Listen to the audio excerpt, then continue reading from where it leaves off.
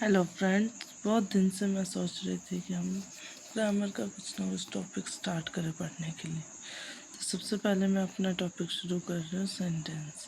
Let's learn with me what is sentence.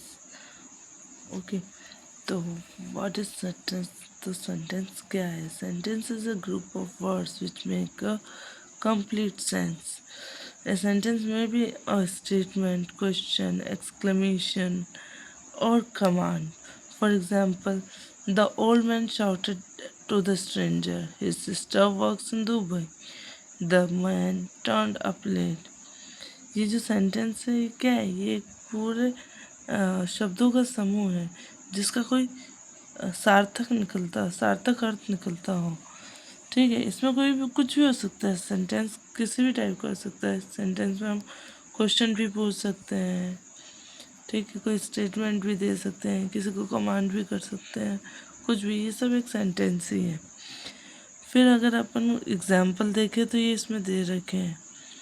उसके बाद अपन देखेंगे कि सेंटेंस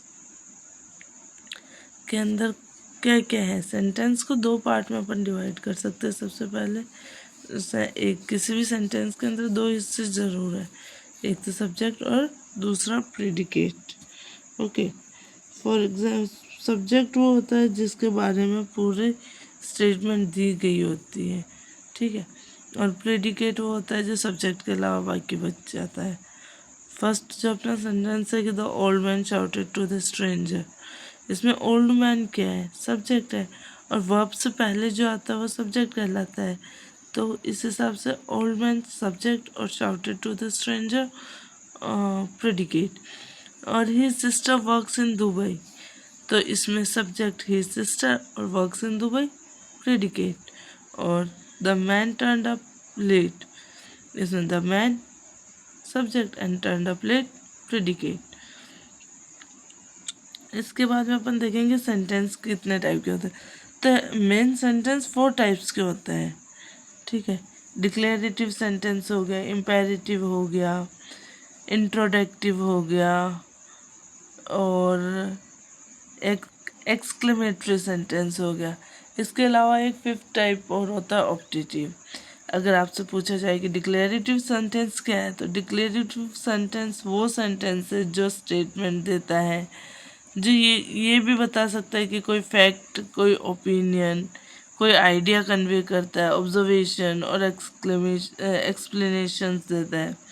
तो आप इसको डिफाइन करते हुए लिख सकते हो, declarative sentence is a sentence that makes a statement which can be a fact or an opinion, convey ideas, observations and explanations, ठीक है।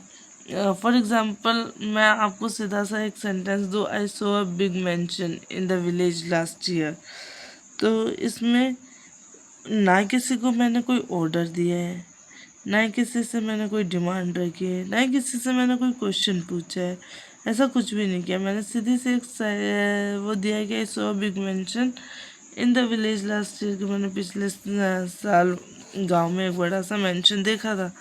तो इसमें जब एक सिंपल सा स्टेटमेंट दी है तो ये कौन सा सेंटेंस हुआ? डिक्लेरेटिव सेंटेंस हुआ। इसी तरीके से इम्पेरेटिव सेंटेंस क्या होता है? तो इम्पेरेटिव सेंटेंस वो सेंटेंस होता है जिसको हम यूज़ करते हैं किस वक्त? ऐसे सेंटेंसेस जिसको यूज़ हम किसी से रिक्वेस्ट करने के लिए, किसी को ऑफर करने के लिए एडवाइस, किसी को कमांड देने के लिए, किसी को इंस्ट्रक्शन देने के लिए यूज़ में करते हैं। डिक्लेरेटिव सेंटेंस पॉजिटिव भी हो सकता है और नेगेटिव भी। इसी तरीके से इम्पेरेटिव सेंटेंस भी पॉजिटिव भी हो सकता है और नेगेटिव भी होता है। दोनों में कॉमन बात यही है, और दोनों के एंडिंग फुल स्टॉप, एंड में फुल स्टॉप लगता है। फॉर एग्जाम्पल मैंने ये बोल दिया, please maintain silence in the library. The word use please is for requesting to someone. तो यहाँ पे जहाँ पे मैंने रिक्वेस्ट किया है प्लीज़ यूज़ करके, इट मीन्स ये कौन सा सेंटेंस हुआ? ये सेंटेंस हुआ इम्पेरेटिव। वैसे मैंने बोल दिया don't go out without an umbrella, ये एक तरीके से एडवाइस दे रही हूँ, पहले बता रही हूँ कि बाहर मत जाना अम्ब्रेला के बिना। तो ये भी क्या है? ये भी एक इम्पेरेटिव सेंटेंस है। इसके आगे का टॉपिक हम पढ़ेंगे कल।